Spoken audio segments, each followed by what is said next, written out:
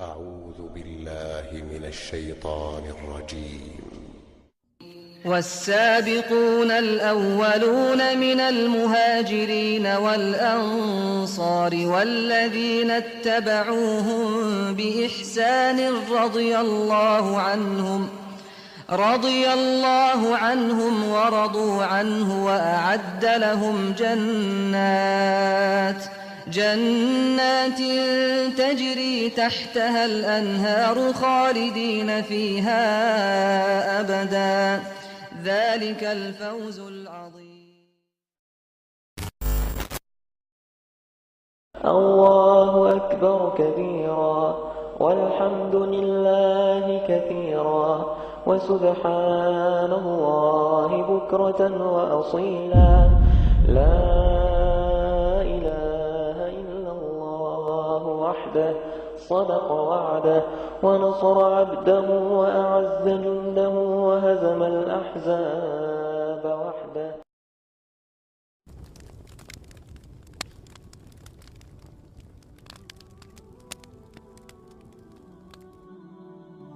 Assalamu alaikum wa rahmatullahi wa barakatuh. Ever more clear are we seeing the state of mind changing globally on education, from a secular level and also its adverse impact to the religious world. A sole process of degeneration amidst a vast wealth of knowledge. Is it not ironic for the apathy we've developed, despite the ease of accessibility, when not so long ago it wasn't quite this easy?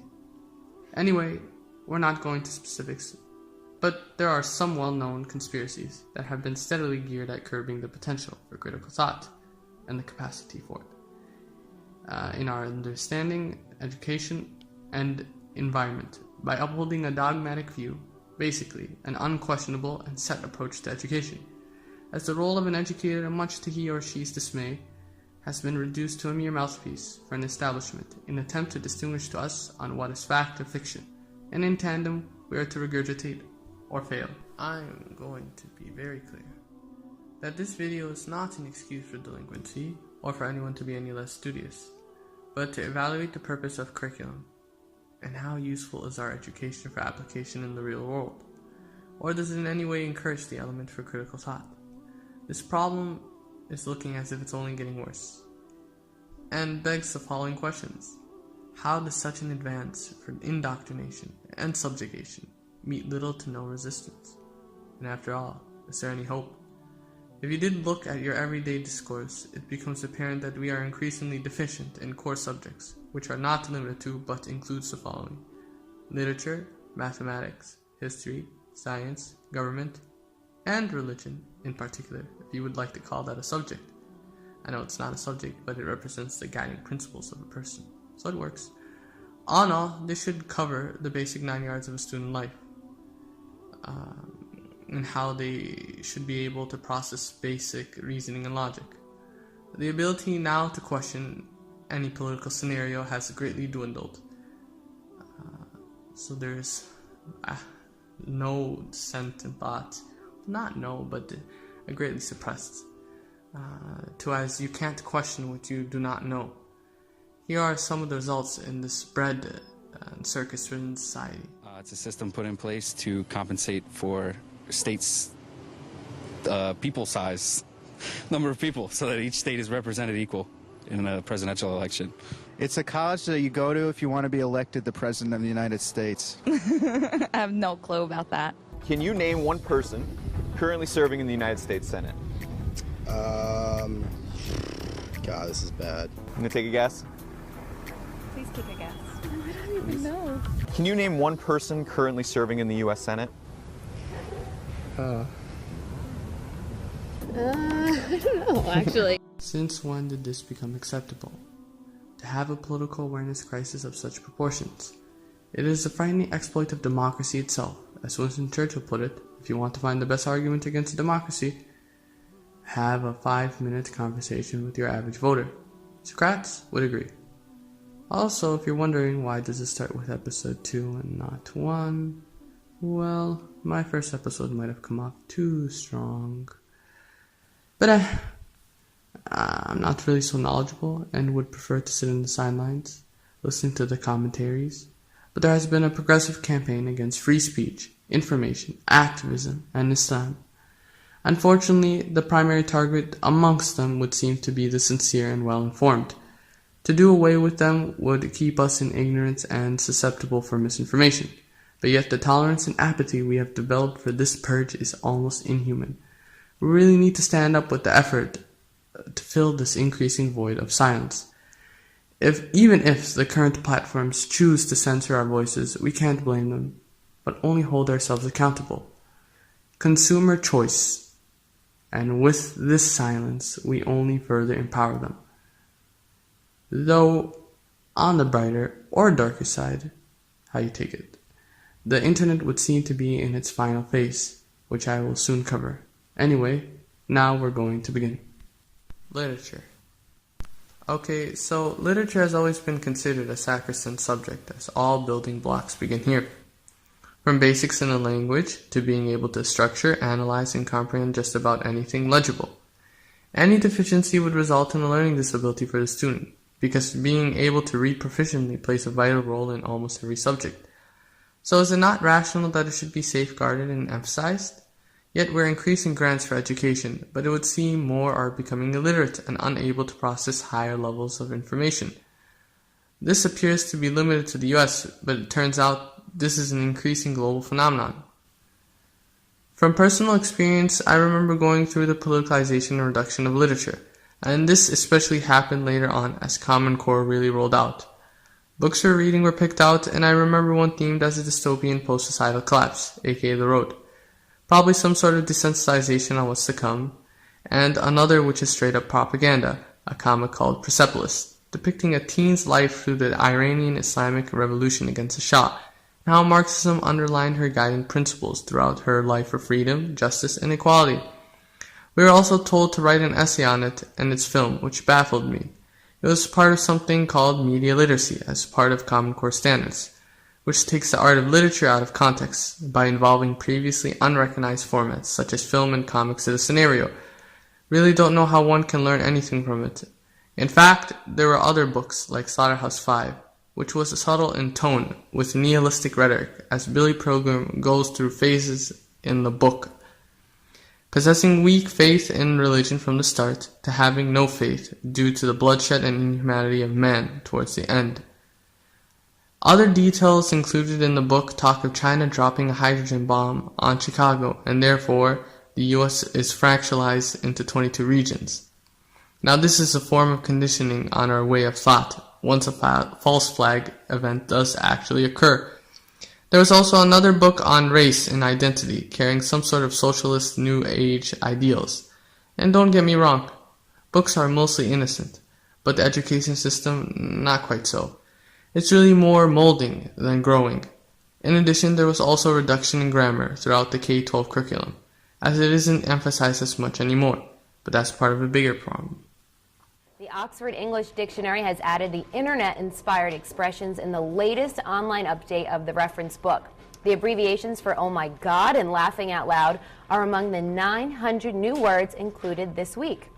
There aren't the only text-friendly entries. BFF and IMHO have also made the grade, and for those who don't know, BFF is best friends forever, and IMHO stands for in my humble opinion. I'll admit I'd never heard of that one before, but the dictionary also includes a new entry for heart as a verb, which is a casual equivalent to love that is represented with this symbol, as seen on millions of souvenirs proclaiming "I heart New York" or "I heart the roadshow." If you want to keep up with the latest internet slang, editors actually publish updates to the online Oxford every 3 months. School is starting again. There's new research which shows that many Australian children are having trouble with the basics of learning. Around 1 in 5 students doesn't understand enough words to be able to read adequately, and so can't follow subjects at school as well as other children. And in disadvantaged areas, even more students are falling behind. Professor Frank Oberclade is a paediatric expert from the Murdoch Children's Research Institute, and he joins us from Melbourne. Good morning, Professor. Thanks so much for joining us. Are you surprised by this research? The research has been around for quite a while, and it really follows what we understand about the way brain develops. A lot of the building blocks of literacy, a lot of the building blocks of learning start well before children begin school. So children adopt language automatically. If children are exposed to language, they'll learn to speak, for better or for worse. Some children will be very adept, some children may not be that good, but they will learn to speak. Reading, on the other hand, needs to be taught, and for a child to learn to read, there need to be building blocks established before children start school. Things like understanding the alphabet, understanding the sounds the letters make. For example, a B is a B, and a D is a D, and a K is a K. And then being exposed to print, being exposed to books, understanding the conventions of print. That is, you read from left to right and up to down and so on. Mathematics. This area has also been subject to changes. The very content has been simplified and taught in a way where its applicability in the real world cannot find its place. I found a neat excerpt from an article published in 1996 in the Los Angeles Times on part of that process of reducing capabilities, titled How Experts Dumbed Down Math Education. And it reads, the 1992 Mathematics Framework for California Public Schools governs to a considerable extent the mathematics curriculum in California's public schools. It is a model of mediocrity. The framework recommends that calculators be issued to kindergarteners and used in all K-12 grades. It strongly discourages placing students by ability or achievement. It advocates that teachers do more facilitating and less teaching. It discourages testing and promotes portfolios, authentic assessment, and holistic scoring rubrics. It de-emphasizes basic skills and promotes cooperative work over individual responsibility. In short, it is the Bible of fuzzy math. Although university-level education experts support it, many courageous high school math teachers denounce the new math, or fuzzy math, of the framework. During a recent meeting at CSUN with 8 high school math teachers, we learned that they rebind their heavily used traditional math books because they don't want to use the new texts which incorporate the principles of the framework. Students at other schools may not be so lucky. Why is this kind of mediocrity promoted by so many education professors and education experts? We suggest that it is simply good intentions gone awry, resulting in institutionalized liberal racism. Liberal education experts fear that minority students can't learn real math because of cultural differences. They recognize that it would be preposterous to lower standards only for those students while maintaining high standards for other groups. Thus, the education experts lower standards for everyone, with authentic assessment replacing hardcore standardized tests, and so-called higher-order thinking, supplanting basic skills. The clearest refutation of racism disguised by the framework comes from the work of Jaime Escalante, the teacher who was immortalized in the movie Stand and Deliver. Mr. Escalante proved beyond any doubt that minority students from poor neighborhoods can do as well in mathematics as any other group. His methods were traditional and non-fuzzy. As with whole language learning, education professors will indoctrinate pre-service teachers in the new math as time goes on. It will be harder to undo the damage. A component of this fuzzy math approach is to encourage unearned self-esteem, and some students, parents, and even teachers may be misled into a false sense of achievement. More than 2,000 years ago, Ptolemy asked Ulysses if geometry could not be mastered in an easier process than by studying the elements. Ulysses gave his oft-quoted reply, "There is no royal road to geometry," though education experts might wish it otherwise. Learning mathematics requires hard work, and hard work has no substitute. Teachers and students in other countries understand that time-tested principle better than we do, and this bodes ill for our future. For the sake of our children and our society, for the sake of our future, it is time to demand real standards in our schools and universities. The assessment of downgrading for reassurance is beyond me. Kids have a much greater capacity to learn and be independent thinkers, at least if you teach them that way. We are limiting our understanding of math with even the basic understanding of arithmetic. Having a look through some other methods, I found that there proved to be some interesting ways to tackle problems without a need for calculators. People can learn. Here in Tokyo, some schools still teach the ancient art of the abacus.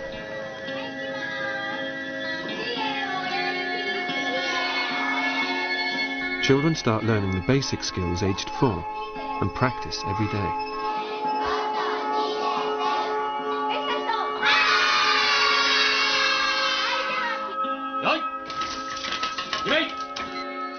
By the time they're 12, these whiz kids are fast becoming human calculators. To be sure, lessons are not for the faint-hearted. Well, I'm sometimes very strict, so some child cries, perhaps, or sometimes I hit them. But they keep coming here. I hope they're happy. But when they are training, they never have a smile on their faces. Nevertheless, 8 years of hard slog can produce jaw-dropping results. 12-year-old Kota Kizuka is top of the class. I practice 2 hours on weekdays and 10 hours on the weekend. I want to become the national champion. Along with the other high flyers, he can now do huge calculations with a purely imaginary abacus, manipulating nothing but thin air.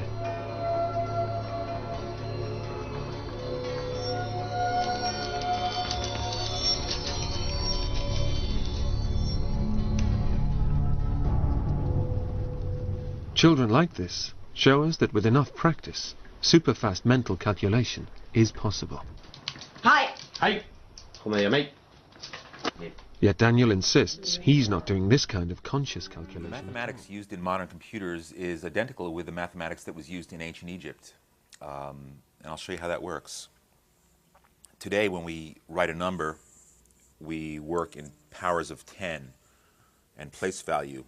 We have the ones, the tens, the hundreds columns. So if you wanted to say 472, we're really saying 4 100s, 7 tens plus 2 ones.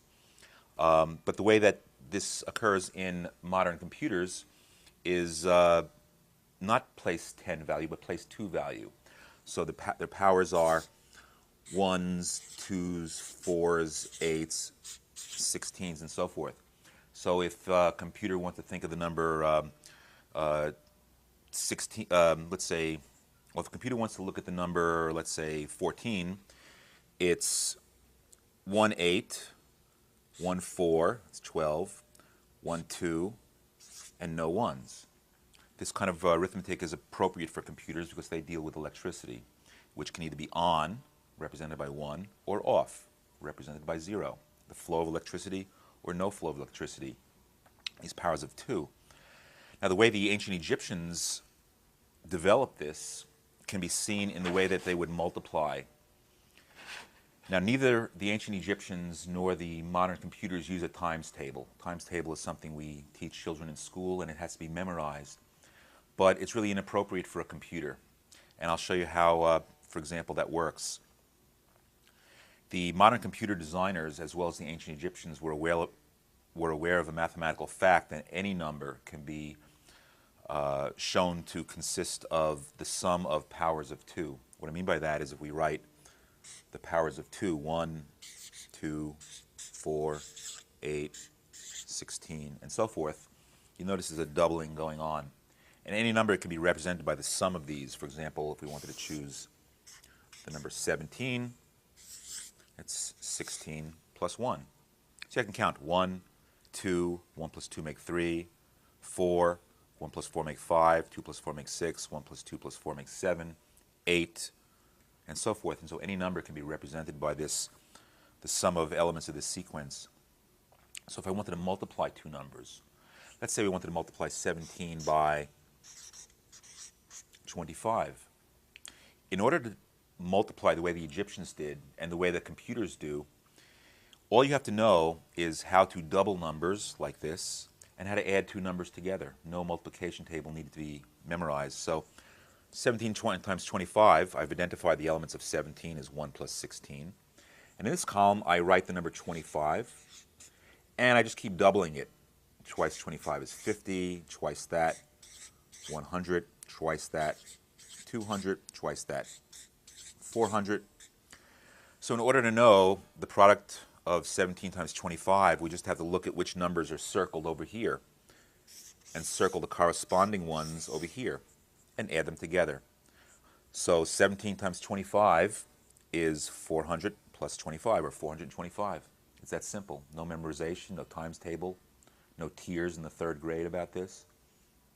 And this is how computers do it as well, except instead of circling or not circling a number, they would have a 1 or a 0. So in other words, the number 17 in binary arithmetic by computers is 10001, or electricity, no, no, no, and electricity. And that will give us the sum, and that's how this works. Now, division in computers or in ancient Egypt is just the opposite of multiplication. It's the inversion. So let's say we wanted to divide 1075 by 25. Now, we don't want to use the multiplication table, nor do we want to use any kind of long division. And the way to do it is like this. Simply write out the powers of 2, 1, 2, 4, 8, 16, 32, and so forth.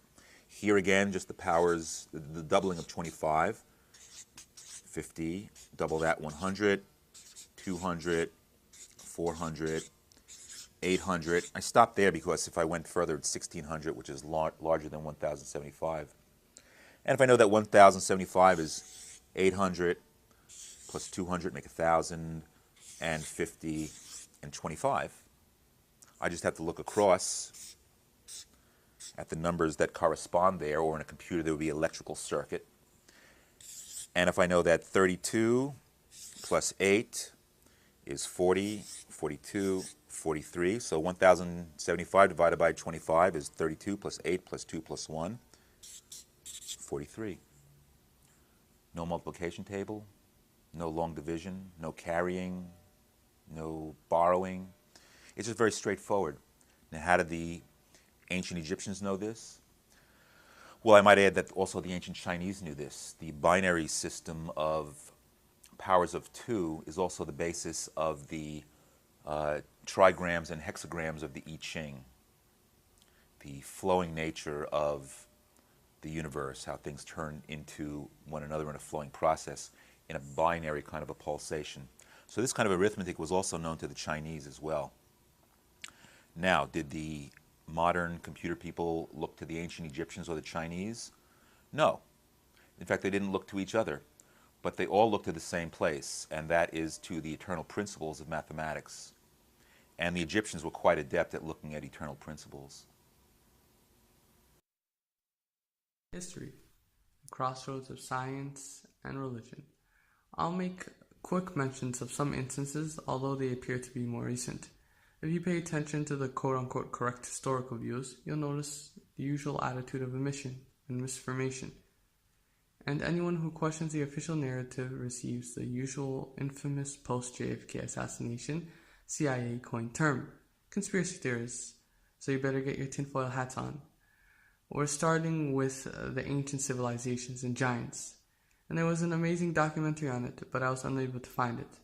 Anyway, you would always hear of man evolving from ape and growing into the Paleolithic time period, and shortening a bit after the Neolithic Revolution, where agriculture found its way into our lives.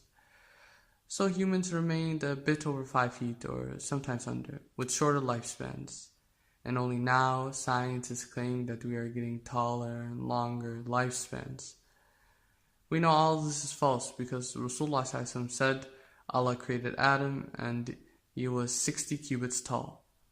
Then he said, go and greet those angels and listen to how they greet you, for that will be your greeting and the greeting of your progeny. He said, Assalamu alaikum. They said, Assalamu alaikum wa rahmatullah.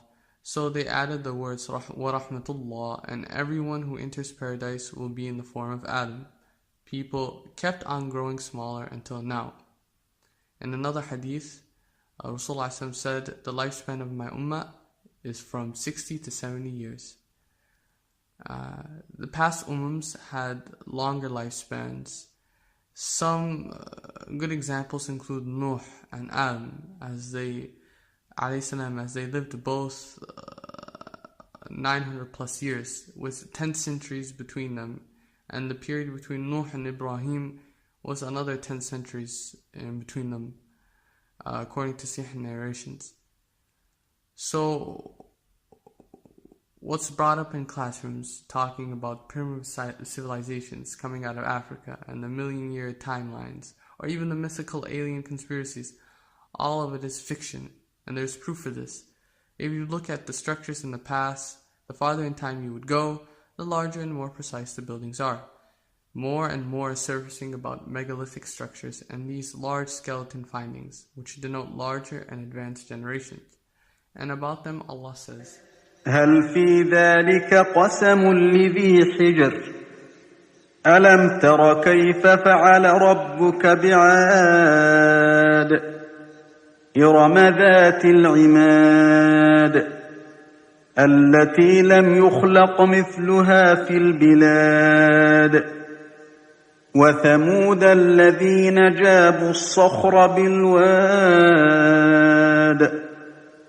وفرعون ذي الأوتاد الذين طغوا في البلاد فأكثروا فيها الفساد فصب عليهم ربك سوط عذاب إن ربك لبالمرصاد. Just the North American accounts of the giant skeletons that were found in the Ohio and Pennsylvania Valley. I'm talking everything from 10 to 12 foot tall guys found in copper armor. And the more I investigated, I found out it was a worldwide situation where we're talking some really big skeletons, all the way up to 36 feet tall. If we only had basketball then, huh? Well, I can tell you this, when some of these guys, some of the British giants, for instance, one guy specifically, listen to this, a guy by the name of William Joyce in the late 1800s, he could lift a ton dead weight, in other words, 2,000 pounds. And that you're only talking about a guy that was 8 feet tall. So I think the situation that most people find in history is there are too many question marks. And when you're looking at the temples of the world, and you're looking at all of the, what would you say, the answers that are out there, but seemingly are, swept under the rug, I think it becomes apparent that for some reason, someone doesn't want the issue of giants brought up, and that's why I spent 3 decades dealing with it. And as you know, the book has got on the front cover a British explorer with 2 12-foot giants from Kashmir standing over him. Now, again, this was in the late 1890s, and as early as 1970, in the jungles of the Amazon, there have been actual reports of people running into very shy natives who are in excess of 9 feet tall. How tall do you think the little guy is in the middle on your cover of your book, Genesis 6? According to they claim he's right at 6 feet. When I got that from a group of people in London that have the only photos of these guys around. Also in the book, I have a picture of a 12'2" Irish mummy, and it's fascinating because later in the show we can get into the mummy issue. But the point that's fascinating is if you take guys that are all the way up to 36 feet tall, 20 feet tall. The Emperor of China had 2 15-foot guards.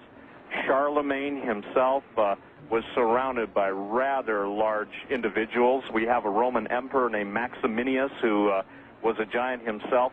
His wife's bracelet, George, would fit around his thumb. We're talking about people that are, we're talking about people with big egos, big appetites, and incredible strength. We're not talking about the medical situation that you see sometimes on the History Channel where they show giants as being these guys that don't live very long, obviously like Andre the Giant, who was a wrestler. Right. We're talking about guys with unbelievable strength, unbelievable knowledge, and unbelievable wisdom. On the website, I even show some of the Incan kings, I-N-C-A-N, Inca, from the Inca Empire, basically in the museums of Peru, that have 4 to 5 times the cranial mass of a standard human skull. So we're not only talking about big guys, we're talking about people with incredible intelligence, and we're talking about an answer that obviously classical anthropology and archaeology, these guys don't want to deal with this. I think it was David Hatcher Childress that coined the word Smithsonian Gate. In other words, a cover-up of history that's rather pronounced. And when you begin to dig, as I began digging over 30 years ago, you can find out that the reports of newspapers in America, of newspapers around the world. Interestingly enough, after I did the last show with Art, somebody went on the website and they sent me from Eastern Europe, they've already sponsored I guess you should say an undertaking to go into some of the caves where they found a whole, basically, cavern of giant skeletons. And in the New Ancient American, which is a magazine that's put out in America, they found the most contemporary find. It's someplace in desert Southwest, and it actually shows the pictures of the giants, shows the cave, etc. So basically, interestingly enough, too, is that when you look at this, you see that there is a very, very, how should I say, skittish archaeological base out there that doesn't even want to deal with this. These geoglyphs are massive images carved into the surface of the hot, still desert of Peru. They're called the Nazca Lines, named after the 2,000-year-old Nazca culture that may have been ancestors of the Incas. Though, to be fair, no one really knows who made them. Visible only from high in the air, they look like giant drawings made by aircraft, who somehow etched images into the rock and sand. It seems like it would have been an impossible feat for an ancient culture like this to somehow manage to create all the massive pictures of strange animals and symbols carved into the ground without being able to have a bird's eye view of them.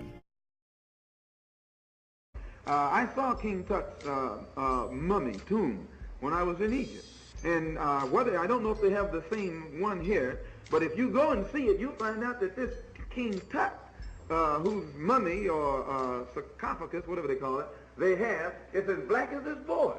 And the white man knows this. Every picture that they have of King Tut, he's not brown. No, he is black, brother, just like this. And the black people who lived in that day had mastered science to such extent, had mastered chemistry to such extent that they could create colors that the dye hasn't faded to this day. Now you know this. The white man got to paint his house every year. You got to paint yours, inside and out. And you haven't got a piece of cloth at home that won't fade if you put it in the sun. But yet these black people back there could make dye that has retained the color, same grade quality, right down to the day from 5,000 and 6,000 years ago. They were master chemists. And this tomb, and I guess this mummy, is gold encrusted. They had so much gold back then. In fact, those were the people who discovered gold. They knew what gold was. White man didn't know what gold was. And they encrusted their mummies with gold and beautiful colors and just laid them there. And finally, when the white man discovered them, he was shook up and wondered, how could these people back so long ago, supposed to be dumb, know so much about so much, know so much about so many things that he doesn't know about today. And usually when he projects these findings, these wonders, these relics from the past, when he projects them into this particular society now, our poor, dumb people, number one, they usually don't go and look at it. You don't find very many Negroes in museums. No, they don't. They go to the ballpark, to the ball game. They don't even go to the zoo. You seldom find Negroes in a museum or in some place where there is something that's going to teach them something. And again, I'm not knocking Negroes saying this. I'm talking to you and me. As Minister John said, there's no strangers here today. We're having a little family chat. And when you have a family chat, you can talk the faults as well as the liabilities as well as the assets. And once you pull out these liabilities, you can correct them. You can go out to any museum and you'll find white people, white women, white mothers, white parents, taking their little children through the museum, showing them this and showing them that. Why, our women don't do that. And because you don't do that, you actually leave a vacuum in the mind of your child. So now, I don't know what this exhibition consists of these Egyptian relics that on display out here. But as Allah blessed me to see it when I was in Egypt at the Cairo Museum, all of these splendors that belong to that ancient civilization along the Nile that has shocked the white man are relics right out of the past of the black man. And as a rule, you don't have any white man who doesn't know this. He will only contend with you if he thinks that you don't know what you're talking about. But then when the deal goes down, if he won't admit that they're outright black, he'll say, well, they got black blood. He's hard for him to admit the full truth, but if you can get him to admit a little bit of truth, the Negro will wake up, because the only truth he accepts is truth that he has come from the lips of the white man. Can you understand this? So I take time to mention that quickly, and you read the Los Angeles Times. I'm not a press agent for the Los Angeles Times, but if it has something in it that's of value, it's good for you and me to go and pick it up and study it for ourselves. And save those kind of things. And then when you're in a discussion with one of these crackers who are trying to bring you and me down, drop it on him. Say, look, boss, what I found in your paper. This man looked just like me. He don't look like you. There are more things in history that need scrutiny in more detail, but I don't have the time for that, due to the time constraints. So I'll make the fraudulent science and any leftovers from history a particular video, so that I may continue to make the point I was getting at. Inshallah, the following videos will be better and cover this topic. If you're wondering what does education have to do with silencing of dissent and prevention of resistance, it will make sense soon. Bismillah. Wa alaikum salam. أفبهذا الحديث أنتم مدهنون وتجعلون رزقكم أنكم تكذبون فلولا إذا بلغت الحلقوم وأنتم حينئذ تنظرون ونحن أقرب إليه منكم ولكن لا تبصرون فلولا إن كنتم غير مدينين ترجعونها إن كنتم صادقين فأما إن كان من المقربين فروح وريحان وجنة نعيم وأما إن كان من أصحاب اليمين فسلام لك من أصحاب اليمين وأما إن كان من المكذبين الضالين فنزل من حميم وتصلية جحيم إن هذا لهو حق اليقين فسبح باسم ربك العظيم